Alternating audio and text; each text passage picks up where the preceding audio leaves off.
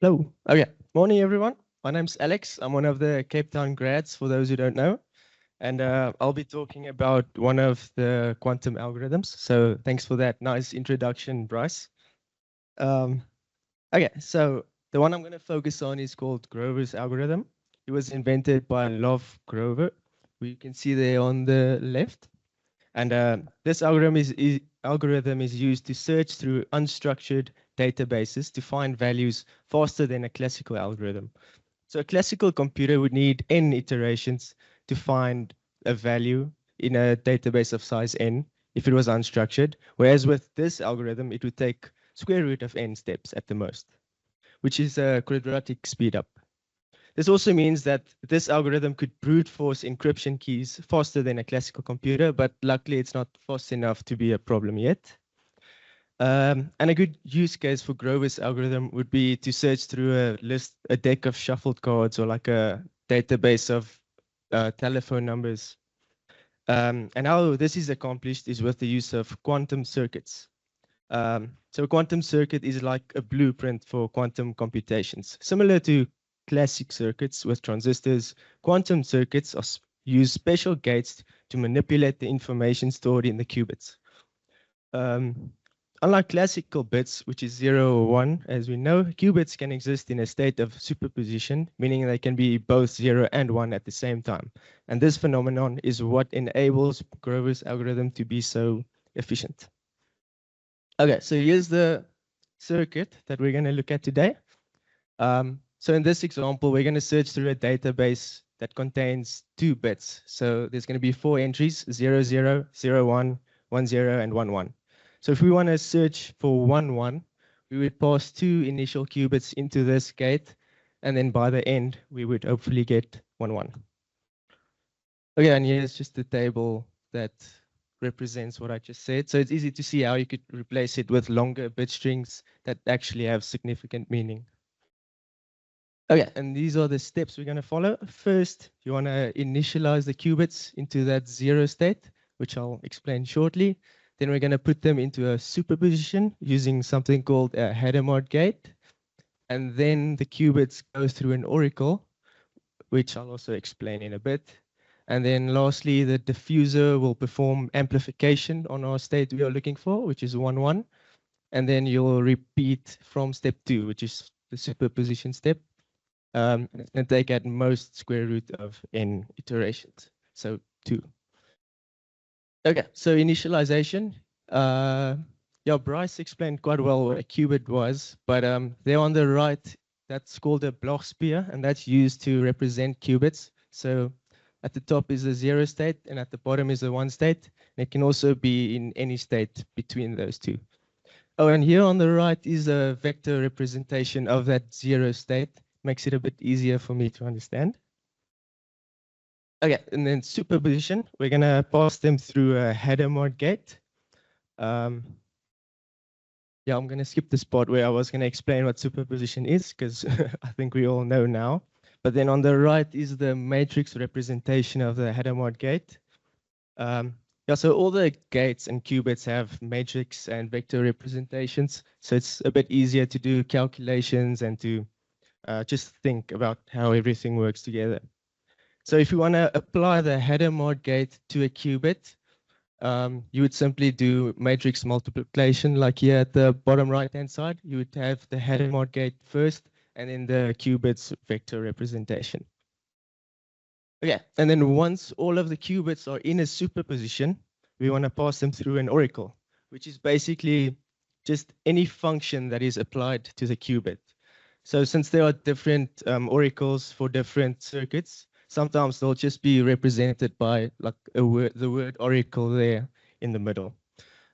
People also call it the black box operation because it conveys the idea that it's just a black box where you put values in and you get your desired values out again.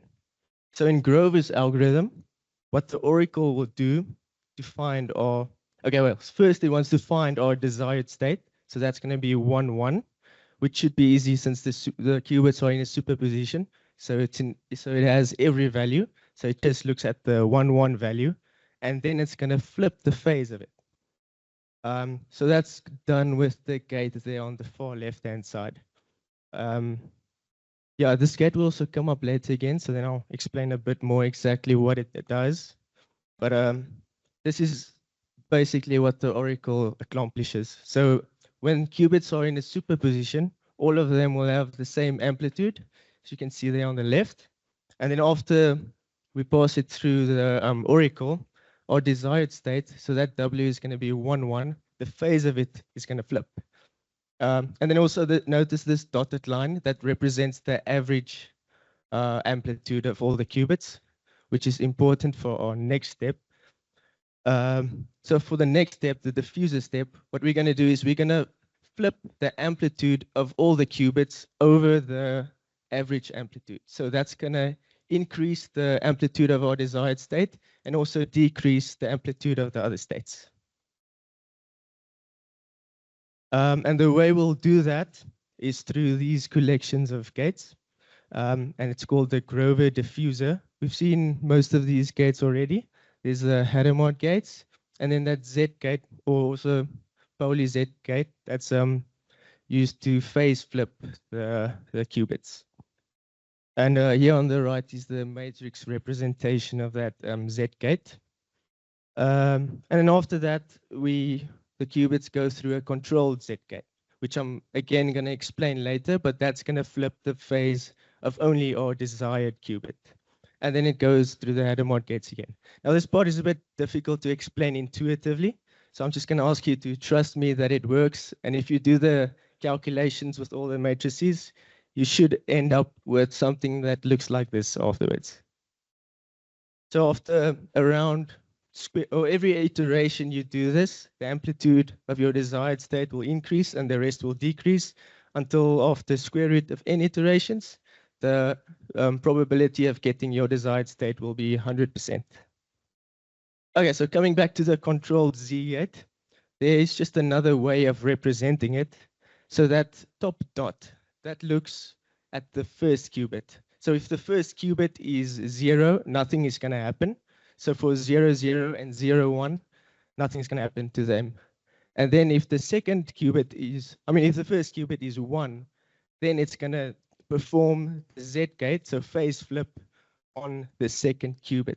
So if it's 1, 0, a phase flip won't do anything to 0. But if it's 1, 1, the phase flip will happen, and that's our desired state, and that's why it works. And here's also a matrix representation of that. Okay, so there's the results if we use a quantum library. So I use Qiskit in Python, it's called Qiskit, sorry. And there on the right-hand side, that's after only one iteration of this. This is just because it's a very simple example. And on the left-hand side, if you use a real quantum computer that IBM provides, then it looks more like that after a couple iterations. And here's the code for it. It's quite simple. So you initialize everything, and there that initialize S just applies the Hadamard gate to all the qubits. And then the CZ is the controlled Z. And then another set of Hadamard Z, quite self-explanatory. You all know code, right? Python, yeah. And this is just for interest. This is what it would look like if we do the Grover's algorithm for 3 qubits. So it's a bit different. There's some X gates, which is a NOT gate. And this is for any number of qubits.